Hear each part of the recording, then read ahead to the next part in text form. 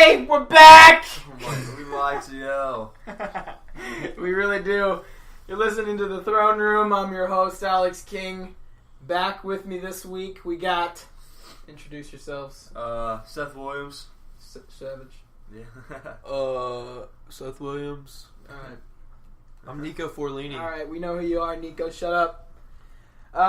Okay, so... How was y'all's week?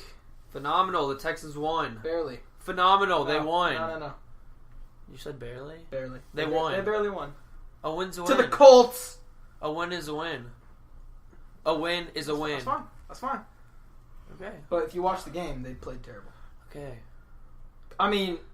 Where did did the statistic go? go? Terrible. Did the statistic go into the W column or the L column? They got the dope. Yeah. All right. That's fine. They won. All right. Next chapter. Okay. So this week we're going to be talking about our quarterbacks in football today soft. And then we're going to talk about worst performance, best performance, player and team in both college and NFL.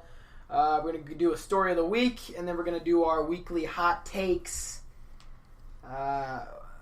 Let's begin with the story of the week. So, on Saturday, Vanderbilt linebacker Christian Abercrombie got a head injury in the middle of the game and is in emergency surgery. I don't know really what's going on with that. We don't really know any updates on that, but he's in some critical condition at Vanderbilt University Medical Center, and he's in observance. So we'll throw our thoughts and prayers his way. Condolences his way. Mm-hmm. That's the first I've heard of that. I know, it's crazy. Usually it's like, okay, you're on like your concussion protocol, and then after that, you'll be good. But emergency surgery from a head injury. That's scary. Well, That's out of control. a LSU kid, basketball player, got shot and killed. I heard about that too. Yeah, in a drive-by, right? I don't even know. I think it was a drive, or maybe not a drive-by. I don't know. There's some altercation, but yeah, life is short, man. Life is short. All right, let's lighten the mood. Someone else also got killed. People die every day, Nico. What are you talking about? The Indianapolis Colts, baby. Bad timing, Nico. Terrible. You're a terrible person. I was trying to lighten the mood. My co-host is a terrible person. It's fine. So, right before the Clemson-Syracuse game, Trevor Lawrence is named the starting quarterback. Yes, he is. Literally the day after this happens, Kelly Bryant decides to transfer. Yes, he does. All right, so he's going to go play at X team that is not Clemson. Okay, so first half, I think even first quarter of the Clemson-Syracuse game, Clemson's Trevor Lawrence gets hurt, and he's out for the game. All right, so they put in the third-string quarterback. He ends up making a great comeback. They end up beating Syracuse by like 3 points or something. Even though they should have destroyed them. They should have blew them out of the water, but they lose their starting quarterback. And now there's a conundrum between, okay, if you're Kelly Bryant, what do?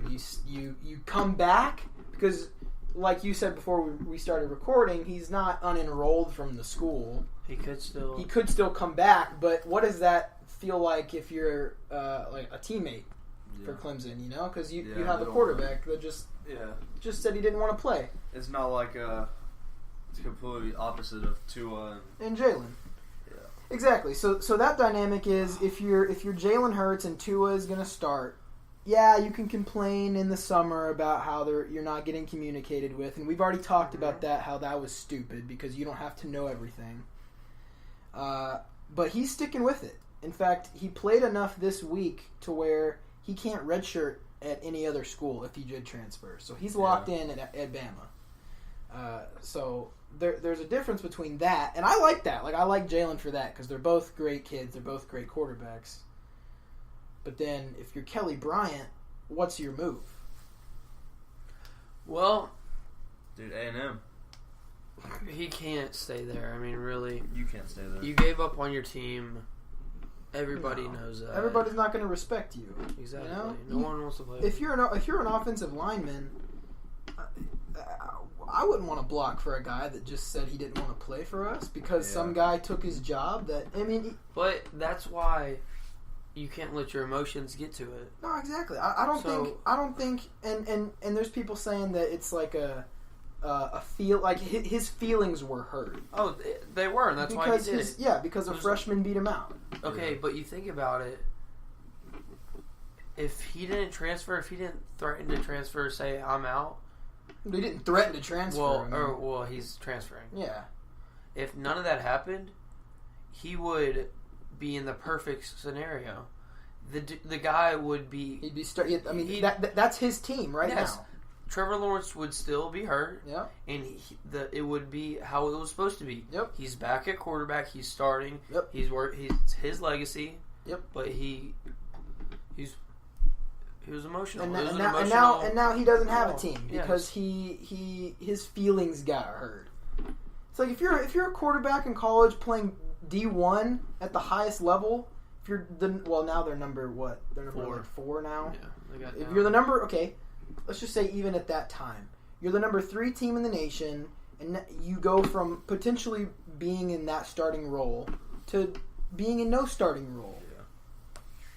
So now, their third string was playing against Syracuse. Yeah, and he did pretty good. He did pretty well.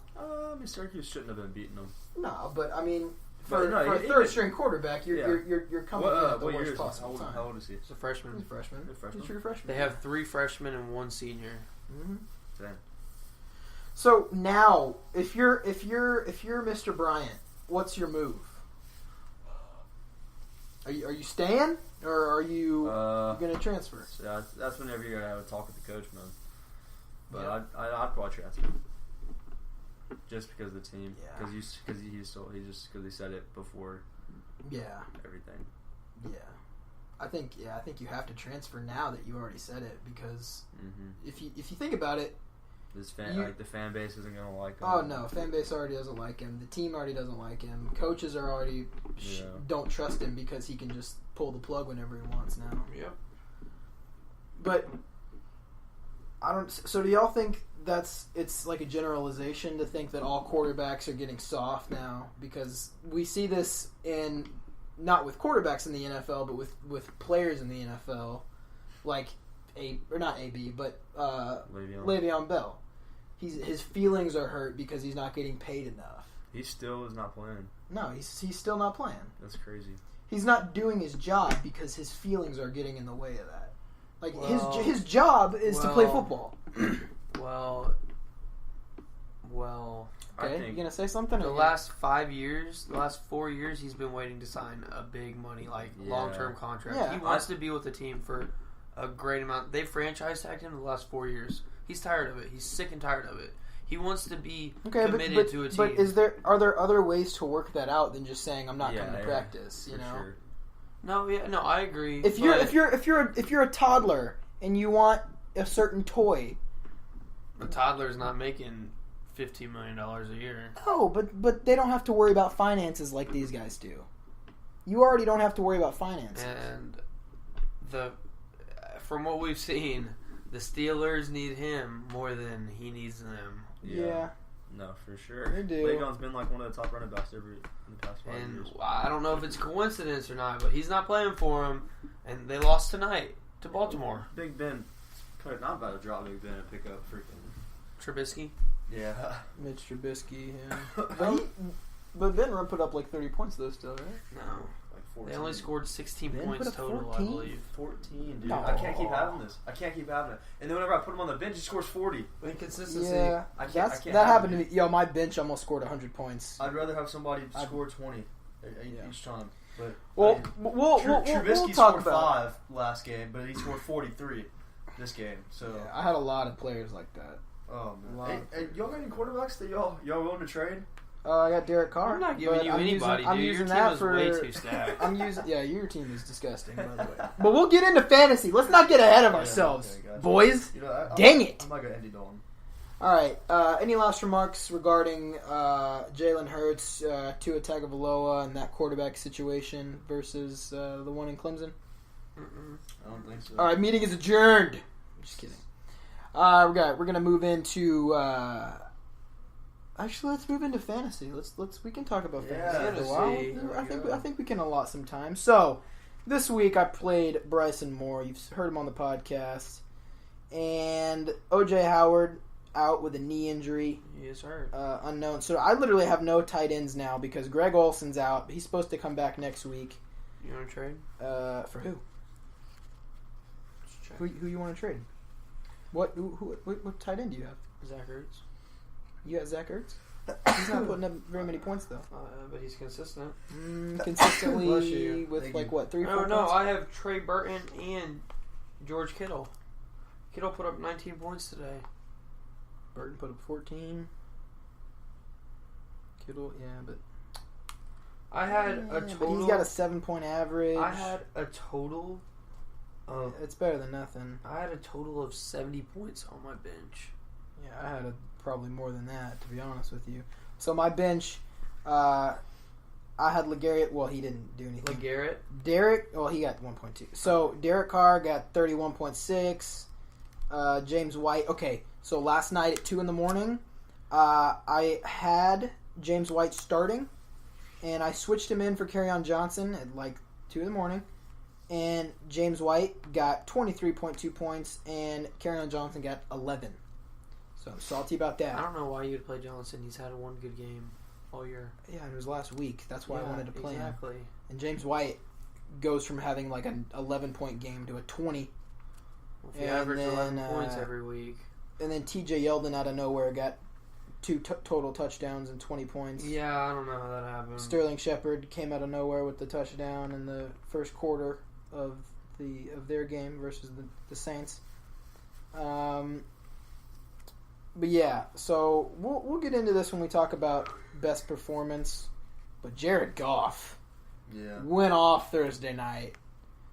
565 yards through the air and 5 touchdowns. Yeah, he went out of control. And you, Nico, I'm calling you out because you said that Jared Goff is not MVP material.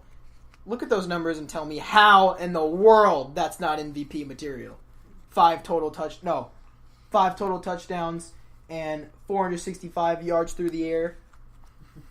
How is that not MVP material? There's others out there.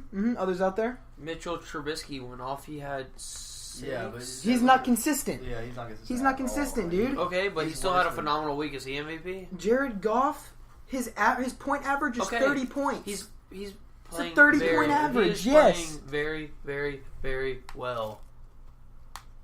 All right. There's others out there, though. Okay. Glad we made that discussion. You think he's the number 1 player in the whole NFL? Nope. Not right now. But he's in the top 5. Okay. Top 5 is for he sure. number 1? MVP means like number 1. No, but this is week 4 we're talking about right now. Okay. Going into week 5. Okay. Who would you rather have on your team? You're starting a team and you're putting this guy as your backbone. Todd Gurley or Jared Goff? Jared Goff.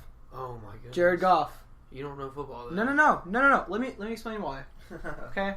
They have the number 1. They have the best receiving corps in the whole NFL. The entire NFL.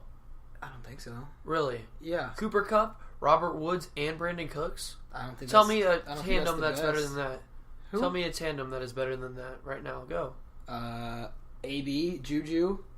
That's 2. And who's their tight end? Switzer? I know you're talking about. Shazier, not No, Switzer. Shazier's the linebacker that can't even ball. McDonald? No. McDonald? I know you're talking about. He's a white dude, right? He's a white McDonald? dude. No. He's a skinny white tight end. No, And okay. he freaking balls up. No. That's the best receiving corps. Or Or in Atlanta, you got Julio Jones, Calvin Ridley? You got Calvin Ridley and Taylor Gabriel. Who's Taylor Gabriel? Taylor Gabriel? I don't know who it is. Exactly. He literally pooped on Malcolm Butler in the Super Bowl. Dude. They have the best. I'm not saying they have tandem. They don't have the Houston best. Texans. I get Houston Texans. Houston Oh, Texans. yes. Will Fuller. D-Hop, Will Fuller, Kiki Kuti. I agree. Number 1. They're going to the Super Bowl. I agree. Oh, well, that got out of control. I apologize. You know what? I think I know where Kelly Bryant needs to go. No. The Houston Texans? The Texans, dude. He's got to go to the Texans.